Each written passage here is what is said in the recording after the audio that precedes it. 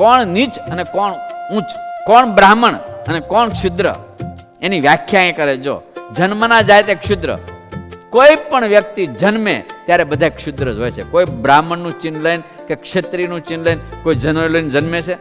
આવ્યો ત્યારે કોઈ જનેવી પહેરી હતી? આવ્યો ત્યારે કોઈ તલવાર હાથમાં લીધી હતી?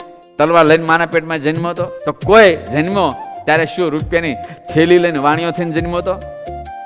બધા જન્મ્યા પછી થયા છે. આવવાની રીત અને જવાની રીત કરોડો, જ્યારથી પૃથ્વી ઉત્પન્ન થઈ, જ્યારથી પૃથ્વી ઉત્પન્ન થઈ ત્યારથી આવવાની રીત અને જવાની રીત બધાને હરખી છે.